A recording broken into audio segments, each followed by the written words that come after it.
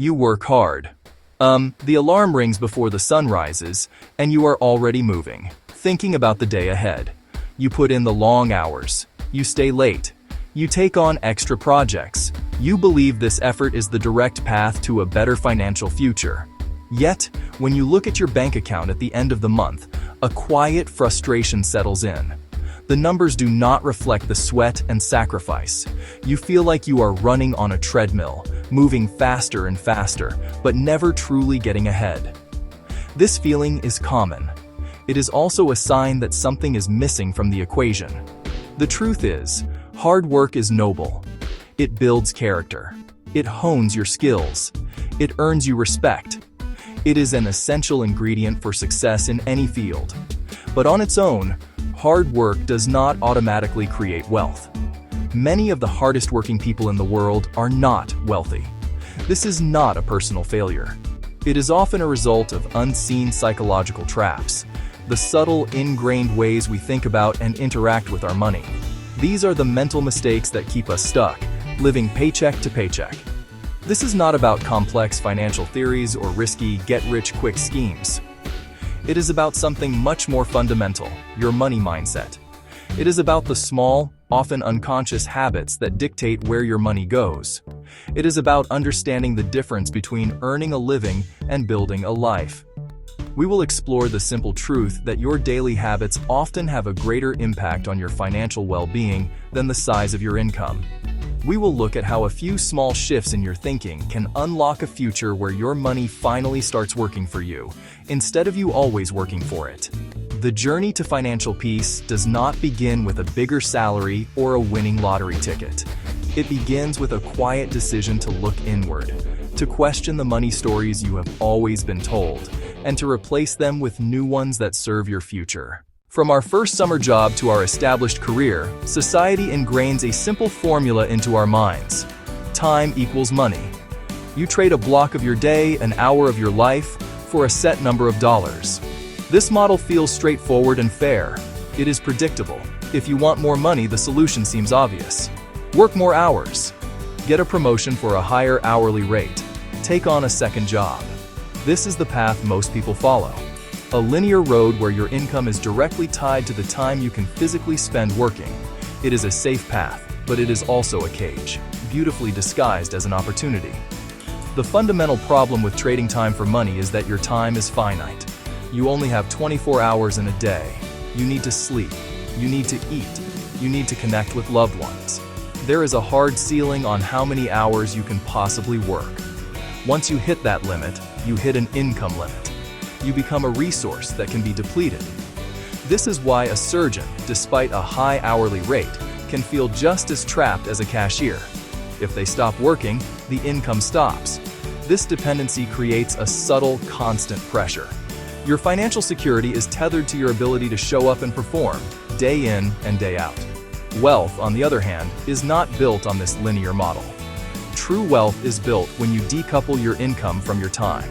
This happens when you own assets that work for you, even when you are not actively working. An asset can be a small piece of a company, a rental property that generates income, or a business that runs on systems instead of your direct involvement. These assets do not get tired. They do not need to sleep. They can earn around the clock. The illusion is that a high salary makes you wealthy, but it is the same trap. The real shift is thinking like an owner, using part of your earned money to buy or build assets. So your future is not limited by the hours in your day. We often believe that a significant raise or a higher paying job is the key that will unlock financial freedom. We tell ourselves, if only I earned more, all my money problems would disappear. But this is one of the most pervasive myths in personal finance. While a higher income provides more options, it does not automatically solve underlying issues. More often than not, a larger paycheck simply magnifies existing habits. If your habit is to spend everything you make, earning more will just lead to spending more. This is the habit gap, the space between what you earn and what you keep, determined not by your salary, but by your daily behaviors. Think about the small, almost invisible choices you make every day. The morning coffee, the lunch you order, the subscription you forgot, the impulse purchase after a stressful day. Each decision seems insignificant, but those drops, repeated daily and weekly, create a powerful current. This is the slow leak that can drain even a large income. Emotional spending acts as a major drain. We use purchases to soothe stress, boredom, or inadequacy.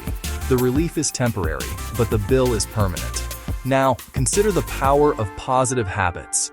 Imagine someone with a modest income automatically transferring 10% the moment they get paid. They learn to live on the remaining 90%. Another person earns twice as much but lives paycheck to paycheck. Over 5, 10, 20 years, who's better off? Almost always the person with consistent habits. Wealth is built slowly, brick by brick, through discipline and repetition. Your habits matter more than your income. Income is a tool. Habits determine how it's used. Your daily financial routine, how you track, save, and spend, is the instruction manual for building wealth. The goal isn't to deprive yourself of joy.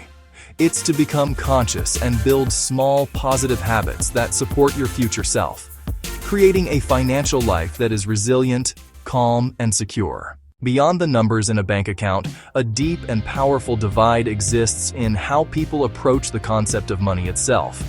This is not about being born into privilege. It is a learned way of thinking that shapes every financial decision. The wealthy mindset sees money not as a goal, but as a tool for creating more freedom, more options, more time. It changes how you approach saving, investing, and the temptations of immediate gratification. Many treat saving as what's left after bills. It's an afterthought. If the month is expensive, savings vanish. The wealthy flip the script. They pay themselves first. When income arrives, a set portion is immediately moved to savings or investments before any bill or discretionary purchase. It's non-negotiable. It treats your future self as the top creditor. Next distinction, money's purpose. For many, money buys things, experiences, status, it's consumed. Wealthy people see money as a worker. Every saved dollar can be an employee through investing. They're building a workforce. They learn investing, even simple, low-cost index funds. Idle checking is an unemployed worker, while money invested is an employee earning more. Delayed gratification is central, not harsh deprivation, but choosing a small pleasure today for a much larger future reward. Say no now to say yes to financial independence in 10 years. A poor mindset chases immediate appearance, while the wealthy play the long game. Quiet, patient, disciplined choices that favor the future.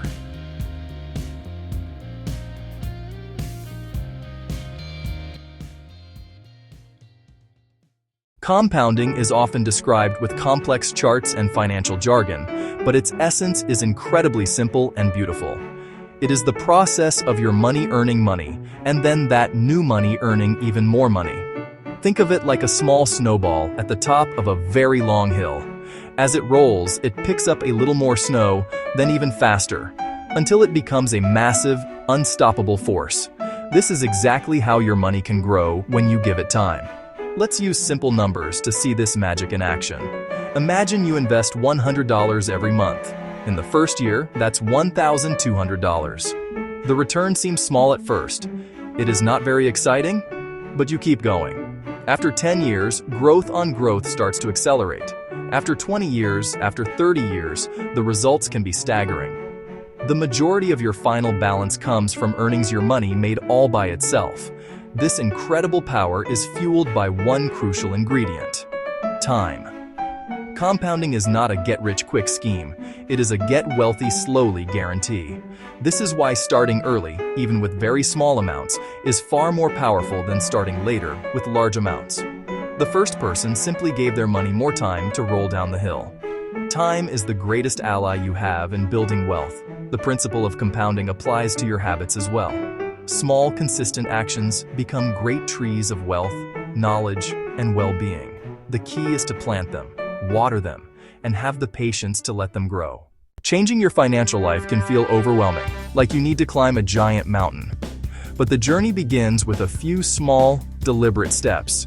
You do not need a financial advisor or a complex spreadsheet to start.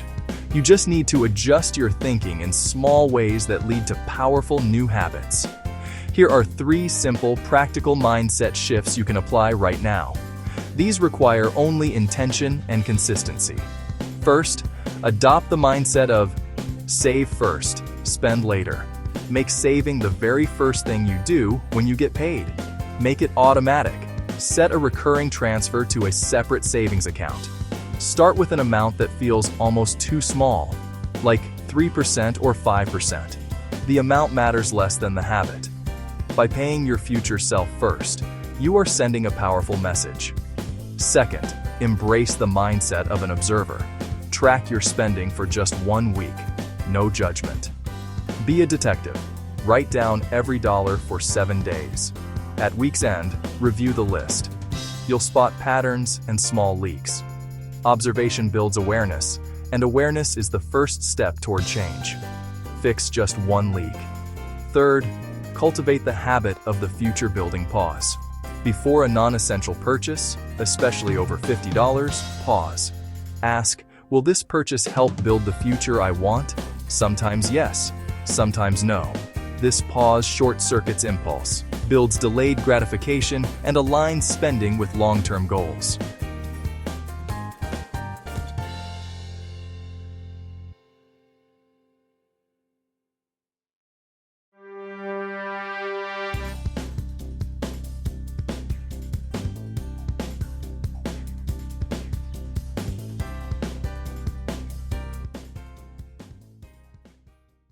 To see how these mindsets play out in the real world, let us look at the stories of 2 people, Anna and Marcus. Anna. Marcus. Anna worked as a barista. Her days were long. Her paycheck was modest and she felt like she was drowning. After reading a simple article, she started anyway, $25 a month automatically. It felt pointless at first, but the habit stuck. After a few months, she moved that $25 into a low-cost fund. She did not check it often. She just let the automatic transfer do its work. 5 years passed. One day she logged in. Several $1,000s. Not a fortune, but more than she had ever had. It was a safety net. Calm washed over her, giving confidence to make better choices. Marcus had a great sales job and impressive commissions. He believed he deserved to enjoy it. New car, expensive dinners, latest gadgets. He had no savings, assuming the next paycheck would cover it. Then, an unexpected medical bill. Not huge, but without savings, it pushed him into high-interest debt. The stress was immense. He was earning 6 figures, but was financially fragile. The crisis woke him up. He learned, built a budget, sold the car, paid down debt, automated savings. Progress was slow and painful, but with each step, he felt growing control. His life did not change because his income grew. It changed because his habits and his mindset did. Hard work will always be a virtue. It is the engine of progress and personal growth, but it is only one part of a much larger picture. By itself, it is not a reliable path to financial security. Your relationship with money requires your attention. It needs a plan and habits that serve you. Most of all, it needs the patience to let time work its quiet magic. Your financial future is not a far-off destination you reach by working harder. It is something you build gently and deliberately with the choices you make today. If you are tired of working hard and still feeling broke, the way out is not a windfall. It begins with a whisper. Save a small amount before you spend. Notice where money goes, without judgment. Pause to ask if a purchase aligns with the life you truly want. These steps may feel insignificant, but they are roots of a new reality, the foundation of financial peace. You do not need to become a financial expert or risk everything. Embrace a few timeless principles. Treat your money as a tool, not just a reward for labor. Use it to build freedom, not just more things. Cultivate small daily habits. Be patient. Wealth grows quietly, in the background, while you live with intention and wisdom. So, take a deep breath. Let go of the belief that you are not good with money. You can be.